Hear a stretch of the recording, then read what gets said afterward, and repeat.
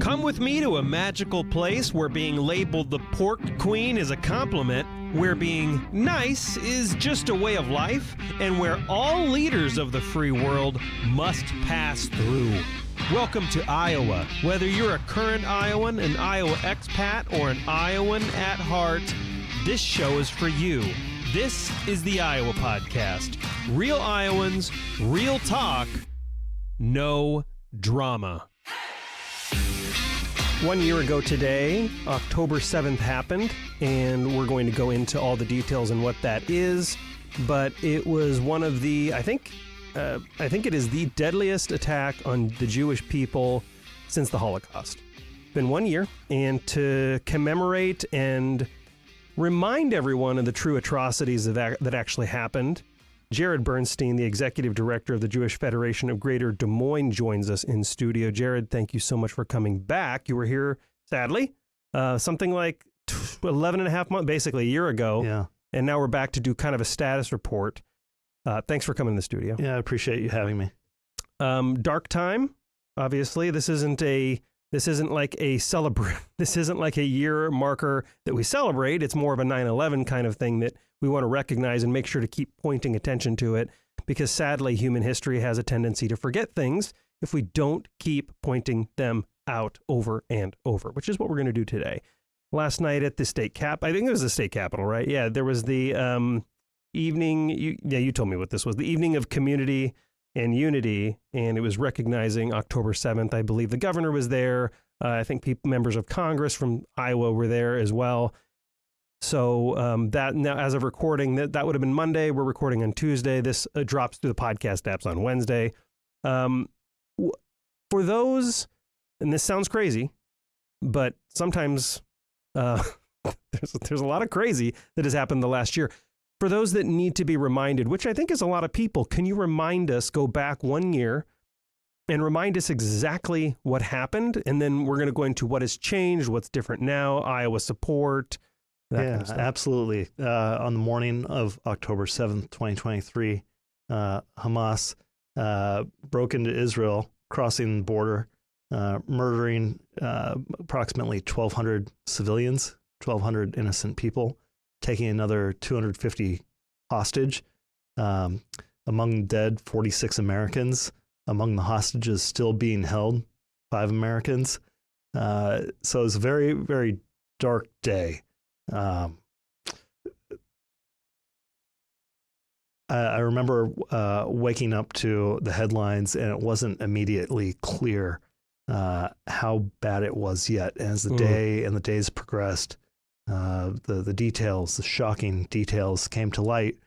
And it's important 1 year later that we don't just shove that aside like so many other things. And it's important that we remember what got us to this place. It's not a war about, trying to overtake land, or at least Israel trying to overtake any land. It's, really it started as a defensive war with a terrorist organization hell-bent on killing Jews. And it's a terrorist organization, one of a number that are within the sphere of influence of Iran, controlled by Iran. And 1 year later, we see that expand as well. Right. And I think that I'm glad you brought that up, because for some reason, and I don't know if it's an agenda or if it's just people don't understand geopolitics or global history, but there are always people that try to conflate the people of Palestine and Hamas, which is a recognized terrorist organization. So, I mean, first of all, is that it's still happening today. Do you know why people conflate those two things? Because they are very different things. Yeah, it's interesting. I've seen polls in the last few weeks about how much support there is for Hamas within Gaza, within the West Bank, and polar opposite polls. So it's unclear. One poll shows support for Hamas is down to 8%, and another says that if they were to hold an election today, that Hamas would win. There's no real way to know it, but consistently in these polls, you see Palestinians say that they support what happened on October 7th. And that says it all right there. Yeah. So until there's a willing peace partner, Israel, their number one priority is to protect their citizens, just as any other country would do. Mm-hmm. I mean, the people of Palestine did elect Hamas. Now, it's unclear on if they didn't have the right information. I have no clue. But, let's be clear here, right, that the people of Palestine did elect Hamas, and this is what Hamas has been doing. It's been 1 year. And so we figured, I think you and I sitting down last year probably had some hope, thinking that a couple months go by, the IDF will push this back, they'll hold those responsible, the hostages will be returned, and hopefully we can get to whatever normalcy looks like over in that area, right? Whatever that looks like. I don't think we can argue anything will ever be normal in the near future. But fast forward a year, has it gotten worse? A number of people have asked me, what's it going to take for this to change? And the number one answer, bar none, it's return the hostages. You can't have a new situation on the ground until the hostages are returned, and we need to keep them front and center. And our national leaders are doing a great job keeping that front and center. Specifically in Iowa, Senator Joni Ernst has been advocating since day one, not just publicly in interviews on the floor of the Senate, but in private meetings with international leaders, really trying to take countries like Qatar to task on it. And so we as Iowans are fortunate to have someone representing our state and representing those American values. But again, it comes down to two things: return the hostages and making sure that the Israeli citizens who live in the south near Gaza, within Israel, and who live in the north on the Lebanese and Syrian border, again, in Israel, internationally recognized Israel, can return to their homes. And right now, frankly, they can't, with dozens and hundreds of rockets being fired at those communities every day, not to even mention the missiles coming in recently from Iran, from Iran-controlled terrorist groups in Iraq and in Yemen. It's a messy situation that won't get better until the hostages are returned, and until at this point, honestly, until the IDF can secure the area. Yeah. Again, what's always lost over here is the fact that people can't go to their homes. Like, I don't know why we don't talk about that enough, but people can't go to their homes. And there are still constantly happening rocket attacks within Israel's borders, constantly. And not to mention that Hezbollah has joined the fight as well. Now, obviously, you mentioned this earlier. We now know Iran backed Hamas. We assumed that before. We didn't really know for sure. Now we pretty much know Iran has been backing Hamas and Hezbollah. And so it's actually, now it's like Israel's like sandwiched now between two sides. So it's a multi-front war, but it's all against the same enemy. Right. Yeah, absolutely. And so why don't we get enough attention that, like, oh, we talk about, like, oh, the IDF set off all these pagers and someone could have been hurt by that. Well, we're not talking about the fact that rockets are inbound all the time and people in Israel can't go to their homes. Why is there this slanted news coverage over here? Absolutely. I get it. There are politics things over here where we have slanted news coverage. Some people have their own news, their own news sites that they like better than others. Fine. That's politics. But why this? This makes no sense. This is telling, right? The Washington Post, which hasn't been necessarily the greatest reporter on the events of the last year, had a wonderful, honestly wonderful story talking about how the pagers happened and the background to it and the precision that went into it, down to making sure that in order for the pager to explode, that you'd have to press two buttons, which means you'd have to pull it out of your pocket and press both with both fingers at once, and really targeting the person holding it. Right. So that's on one side. But Justin, you kind of talked about this, but can you imagine if our neighbors in Minnesota started raining rockets down on indiscriminately into Iowa? Right. And at first it would be just, on the northern part of the state, and we're, south central Iowa, and we feel terrible about our the situation of our brethren in the northern part of Iowa, and you know, you can still go about your day to day, but thinking about like how terrible it is, and we need to fight back, and we are fighting back. And in the last month, now those rocket attacks are coming and hitting Des Moines, right? Yeah, like that's essentially the situation in Israel, where October 8th, Hezbollah started attacking the north with rockets pretty consistently. Yeah. But most of them were shot out of the sky with Iron Dome, which is a U.S. Funded defense system, which is great. The vast majority are either shot down or they know the trajectory and allow them to fall in open fields, unfortunately, setting fires, right? But to go from that situation to, really ballistic missiles that threaten the entirety of the country, unacceptable. Yeah, we're going to draw. We're gonna raise a fit about pagers going off, which I honestly can't think. It's actually very clever. It's actually very clever of a tactic, because I can't possibly imagine being more targeted than that. Like, how else do you do that? You target, I think it was Hezbollah leaders, very precisely. They're giving the pagers to people who are important enough to have a pager. Yeah, right? like how can you get more targeted than that? And meanwhile, rockets are inbound to Israel all the time. People can't go back to their homes. And as you've pointed out numerous times, if anyone's seeing a pattern here, it's that Hamas is still holding those hostages from a year ago.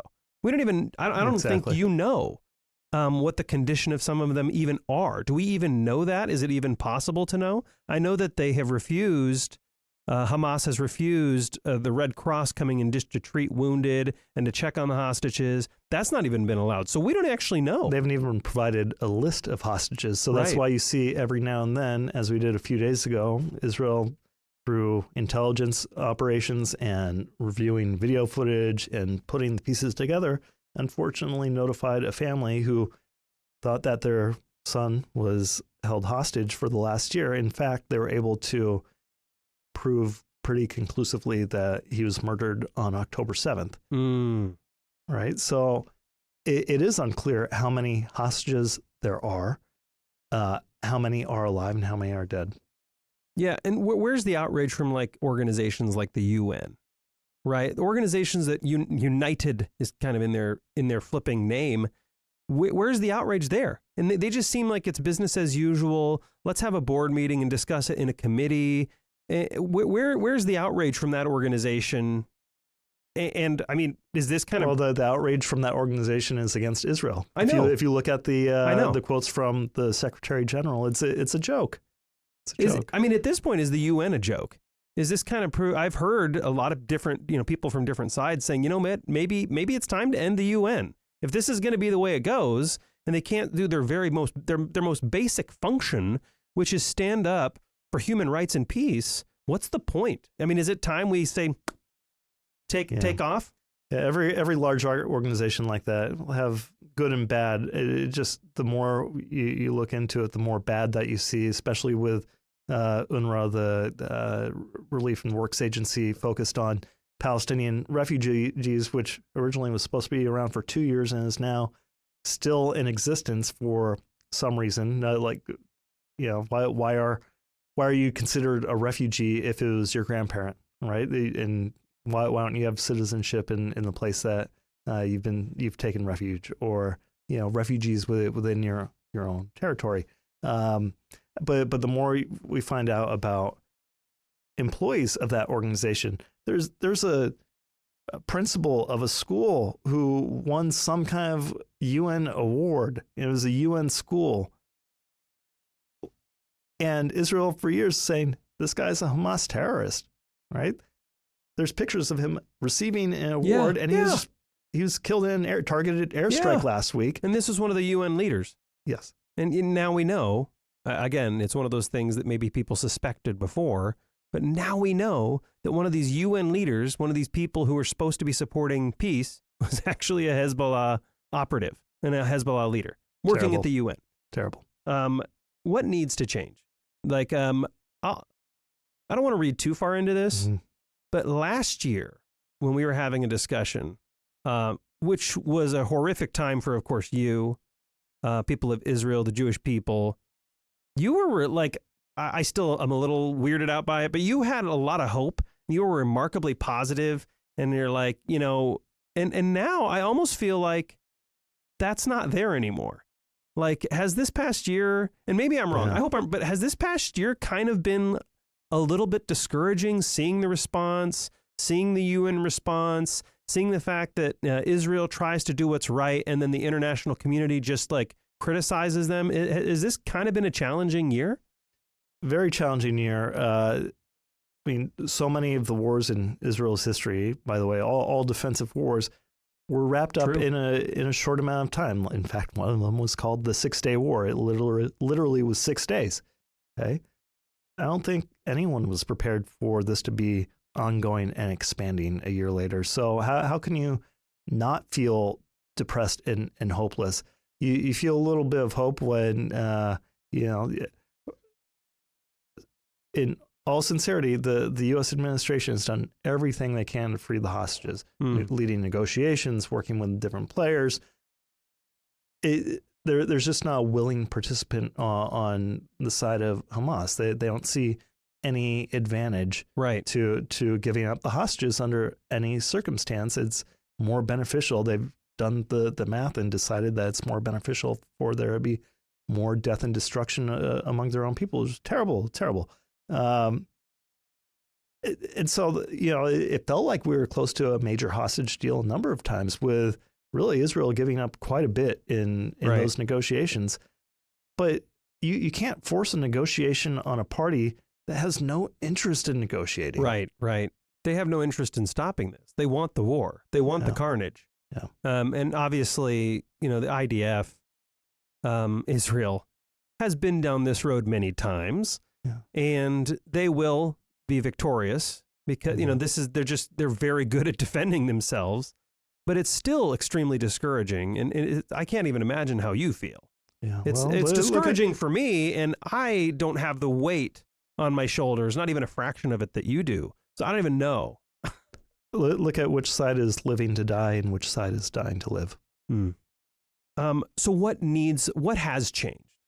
For the better or for worse, and then what needs to change?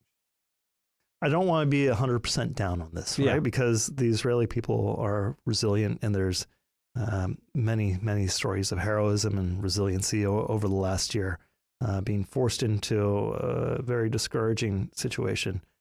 So those are our bright spots. I'm not saying that we forget about everything that's going on.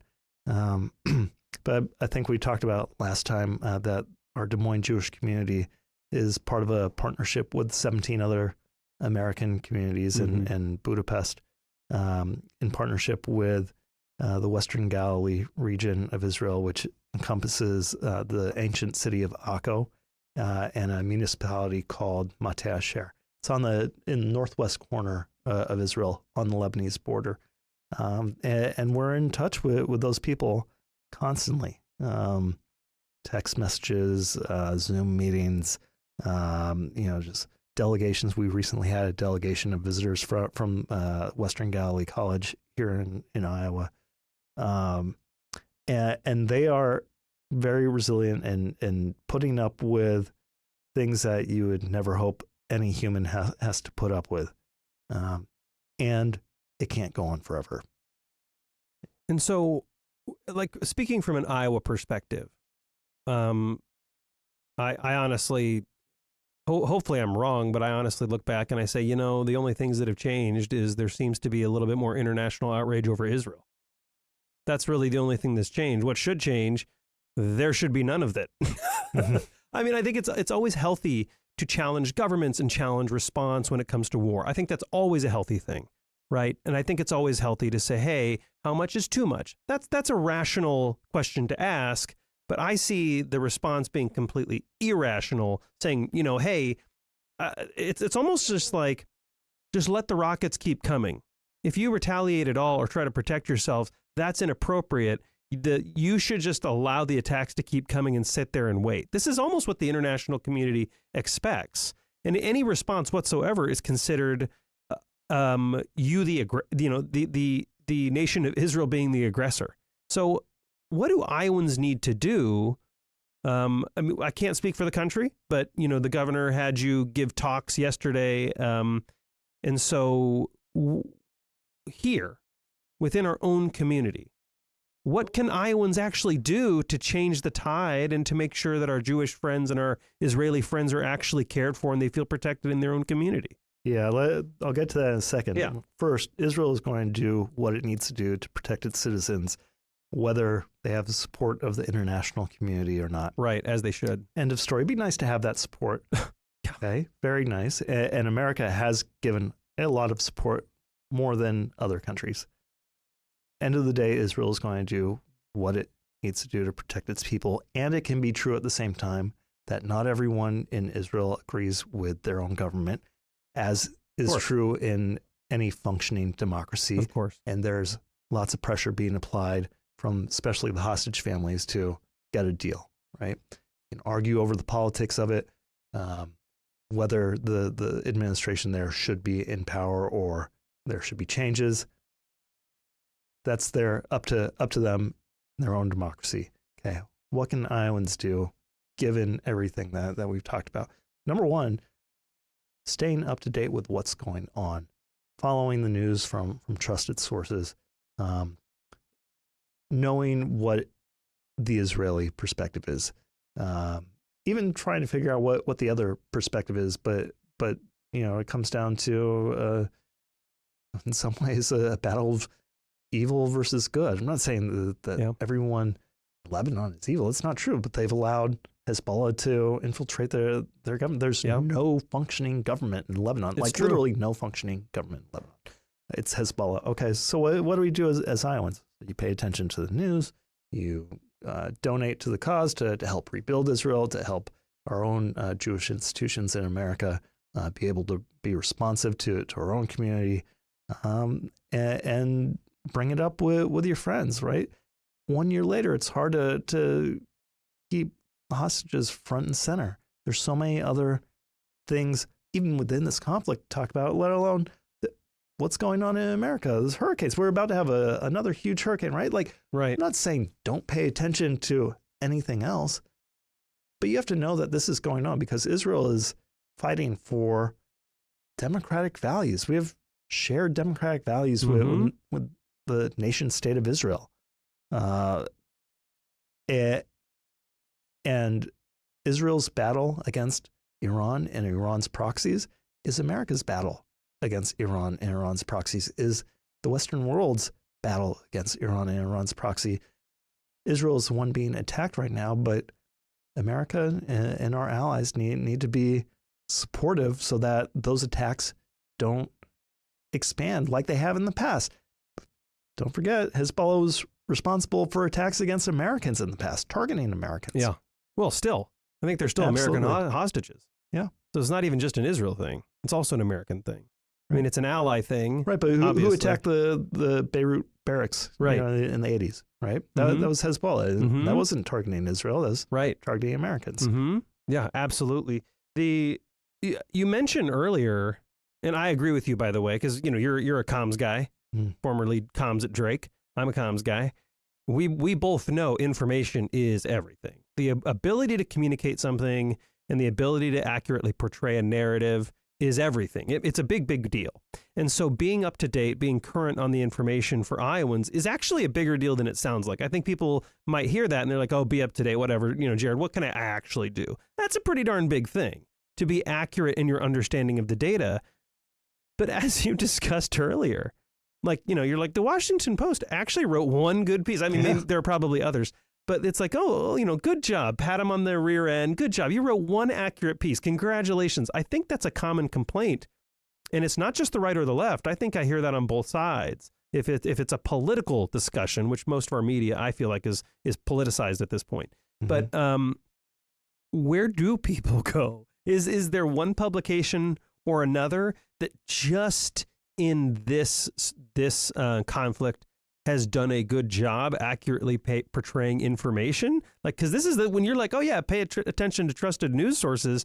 I think most listeners are probably like, Okay, like what, dude? Yeah, so a couple things. You're right. Israel is fighting two battles right now: the battle on the field and the battle of the story. Yeah. And the battle of the story is, in some ways, every bit as important as what's going on in the field. A couple sources that I pay attention to: Times of Israel, it's timesofisrael.com. Pretty centric, Israel-based English language newspaper, free online. And two, I'm sure you're familiar with Axios, they have an international presence.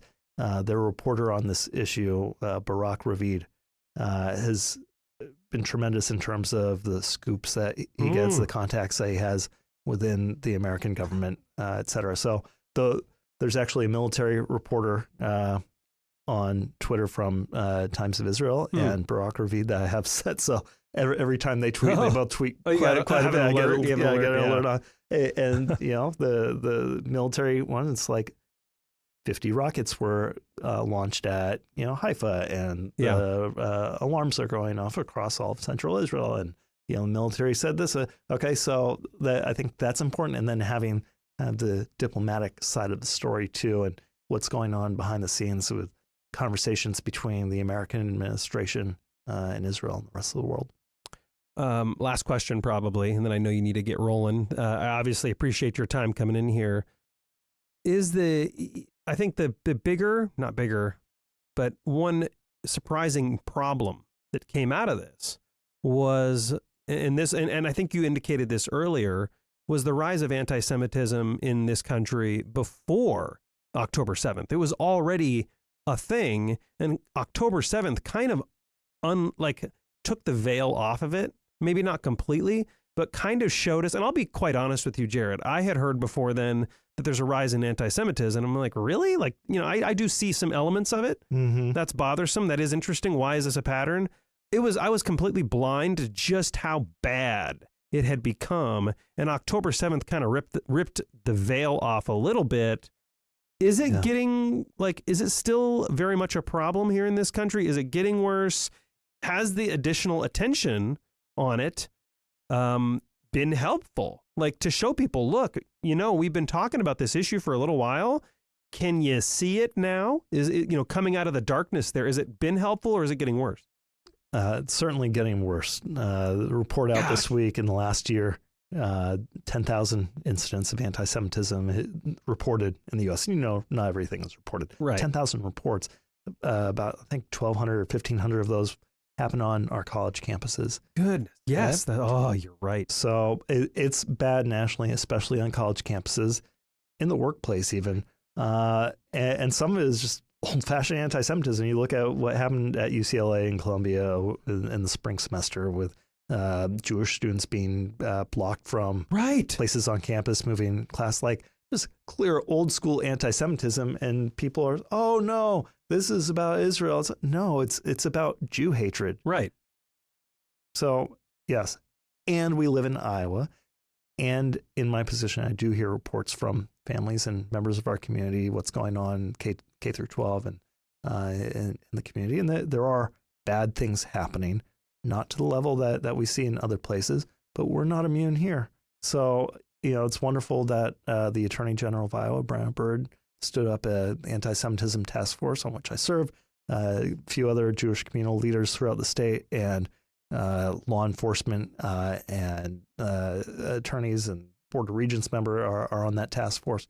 And we're doing good work. And so hopefully that attention does make people aware of the situation and get educated about it. Before we wrap up, I do want to share with you last night at the make sure event, if you have something to show it to your camera angle. And for those, iowapodcast.com, if you want to see what Jarad's holding up, we have this on video as well. Go ahead, Jarad. So last night at the event with at the Capitol Rotunda, we passed out these little electric tea lights. It's important that in these dark times that we bring light into the darkness. Yeah, absolutely. And I wanted to give this to you, Justin. Appreciate it. We have a shelf, and it'll stay right there so everyone sees it when they come in and out. Absolutely. So appreciate you bringing me on today. Absolutely. To talk about. Before we go, website so people can reach out and find information. I will make sure that you mentioned Axios, Barak Ravid. Yeah, I kind of can't even read my own writing. Barak Ravid, and of course the Times of Israel. I'll make sure to get those links in our website. And of course your own link. And what website is that? JewishDesMoines.org. JewishDesMoines.org. Jarad Bernstein, the executive director of the Jewish Federation of Greater Des Moines. I know this is really hard. It's actually been kind of hard for me. I've teared up a few times, and I'm not on the other side of the table. So I appreciate the strength. I appreciate the resilience, and you coming in here to tell people the truth. Thank you so much for coming on the Iowa Pod. Thank you, Justin. And to my fellow Iowans, Iowa expats, and Iowans at heart, thanks for listening and subscribing to the Iowa Podcast.